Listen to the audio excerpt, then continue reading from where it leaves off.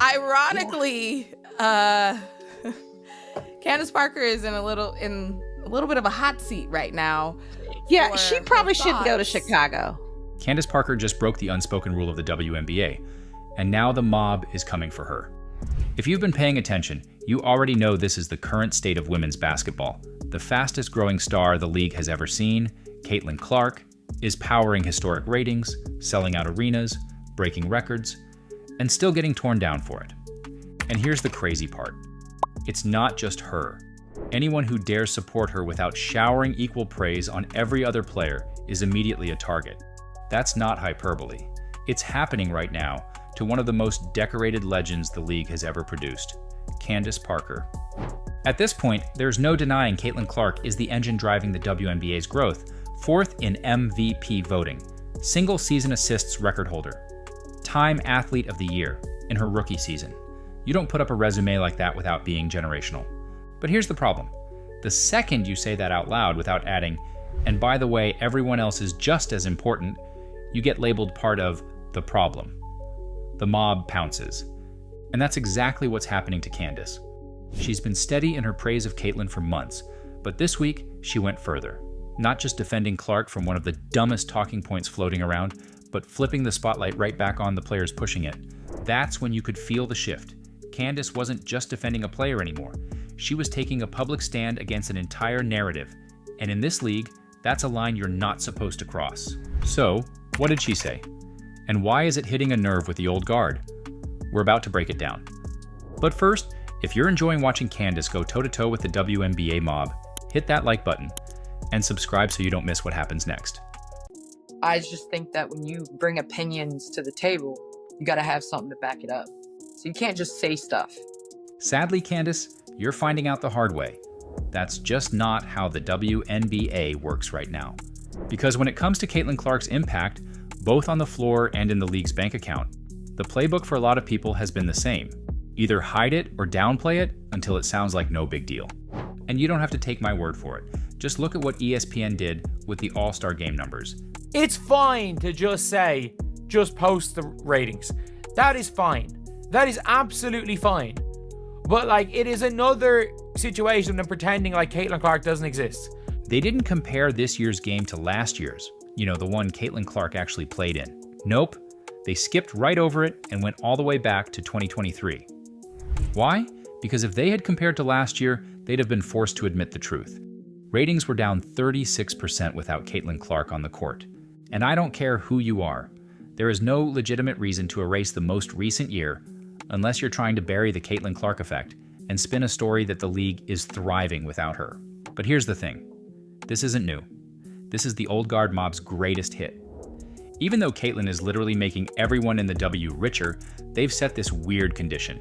You can't just celebrate her success on its own. You have to also tack on praise for everyone else. And if you don't, you're accused of tearing the league down. And that double standard goes into overdrive when the conversation turns to Angel Reese. And this is where Candace really stepped into the fire. For reasons the league has never been able to explain with numbers, the WNBA seems obsessed with elevating Angel Reese to Caitlin Clark's level in terms of popularity. And listen, credit where it's due. Angel has done a phenomenal job building her brand. Outside of Caitlin, you're not going to find a player with more name recognition right now. But here's the reality check nobody's allowed to say without the mob showing up. Angel Reese is not on Caitlin Clark's level when it comes to talent or economic impact. And the second you point that out, boom, instant outrage. You can bring the receipts, you can cite the stats, you can literally point to the fact that Angel's own team moved to a 20,000-seat arena only for games against Caitlin Clark, but still can't sell out Wintrust Arena, which is half the size, and it won't matter. Because if you honestly evaluate Angel Reese against Caitlin Clark, you'd think you just committed a hate crime. That's how quick the pile-on comes. Meanwhile, it's open season on Caitlin Clark. No one blinks when she's the target. And with Caitlin missing most of this season, and looking less than 100% in the games she has played, the usual suspects have been circling like vultures, taking the opportunity to tear her down and diminish her impact all over again. Case in point, after the Fever won the Commissioner's Cup without Caitlin, then followed it up by beating the Aces, ESPN analyst Carolyn Peck didn't just praise the team, She flat out floated the idea that the Fever might be better off without Caitlin Clark. Look, I think that Indiana is even more dangerous when Caitlin Clark doesn't play because she's a ball dominant guard. The ball's in her hands a lot. So you know what you need to try to take away. But when you look at Indiana now, they've got so many weapons. And trust me, that was just the start of this narrative spiral. Because then, after the Fever went on a 5-game winning streak, instead of celebrating the run, the better without Caitlin talk came right back. We have to deal with the possibility that the Indiana Fever right now, in this moment, are better without Caitlin Clark. And that sounds crazy, and people are saying, how can you say that? I'm saying it because we're seeing it. And now it's gone from subtle digs to outright dismissal. People are actually saying Caitlin Clark just isn't that good. See, he always trying to push this CC narrative. She good, but she not that good. Here's the thing they don't want you to hear. The Fever are 8-5 with Caitlin Clark in the lineup. Without her, 9-9. That's not just a stat, that's a mic drop. Every time this better without her narrative pops up, reality slaps it right back down. But this is the state of the WNBA right now. If there's a way to discount Caitlin's impact, somebody will take it. Doesn't matter if the evidence proves them wrong immediately. And that's what makes what happens next so important. Because into this mess steps Candace Parker, a WNBA legend, who's not just defending Caitlin Clark, but flat out challenging the mob's favorite narratives.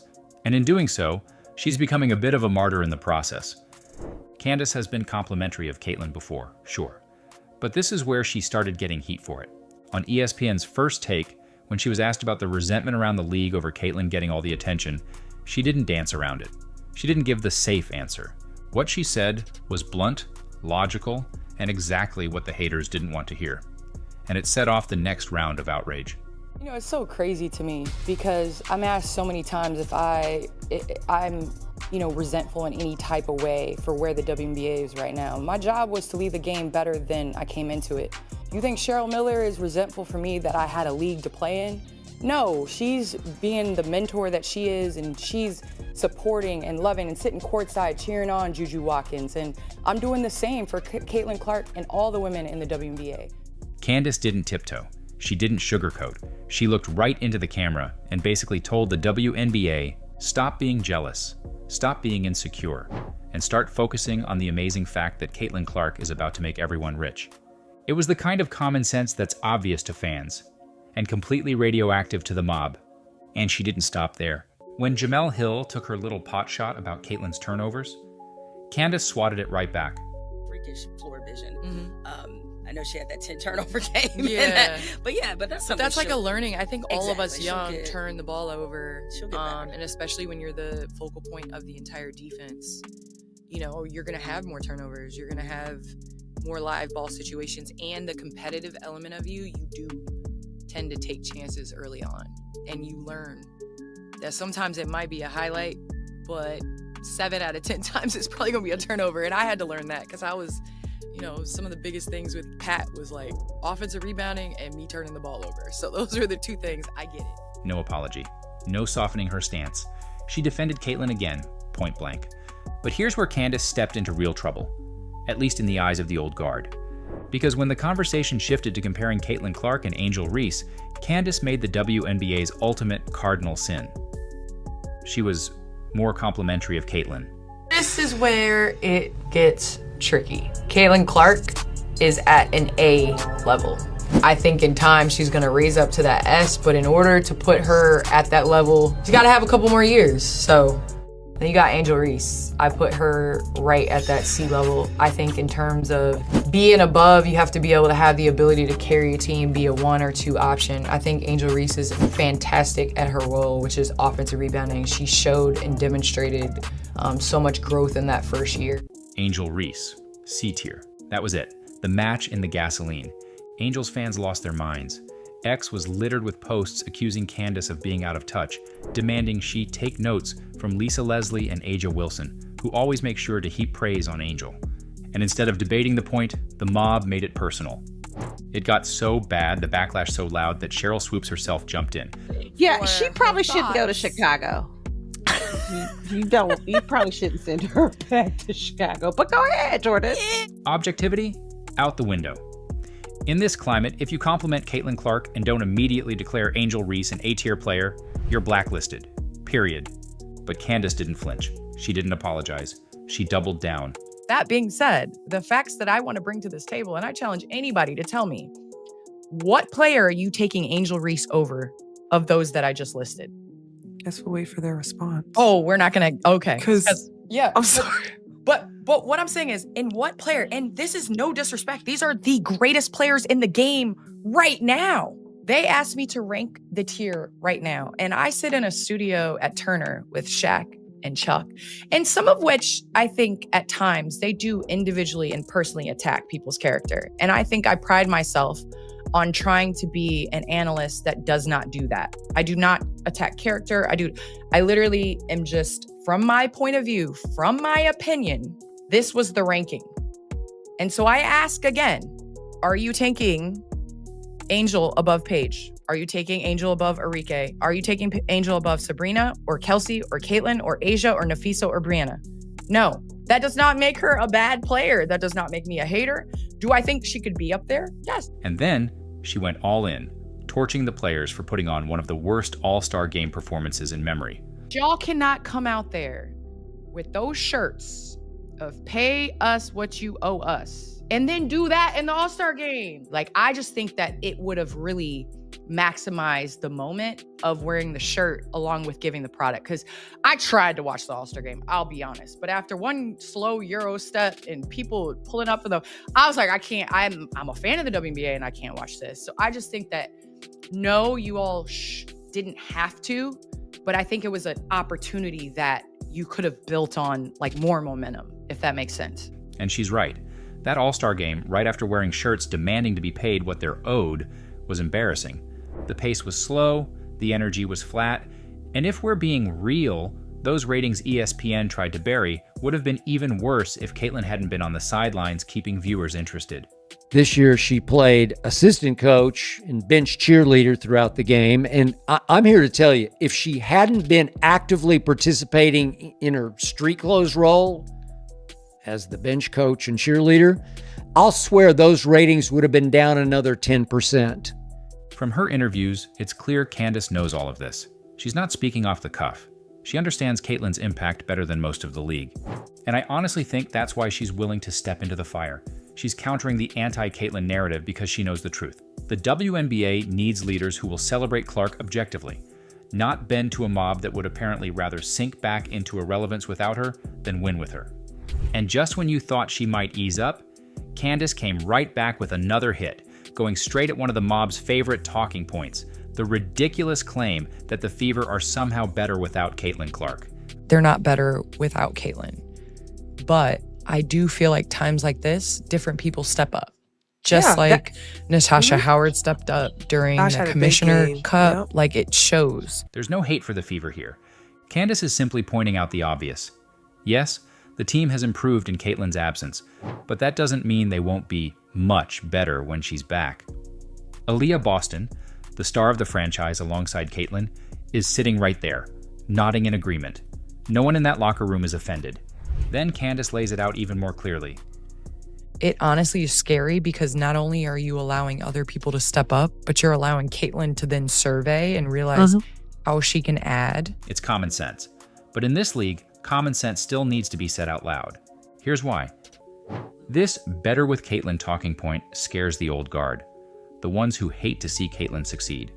Because if the Fever are already in the top half of the standings without her, then when she's back, they're contenders. And when they're playing exciting winning basketball, the kind that turns every game into an event, the fans will show up by the millions. We've already seen the proof. When Caitlin returned against the Liberty, she delivered one of the most electric performances ever, and millions tuned in to watch. It's going to happen again. The viewers will return, the ratings will spike, and Caitlin Clark's impact will be undeniable all over again, whether the haters like it or not. And this is where Candace Parker deserves real credit. While so much of the WNBA is stuck in short-term pettiness, protecting egos, and playing to the mob, she's thinking long-term and taking all the heat that comes with it. Ironically, a lot of it is coming from the same people who will tell new fans to respect the legends. Candace is that legend, and she's showing what leadership actually looks like, checking her ego at the door, standing up for the truth, and cutting through the narratives that are splitting the league in two.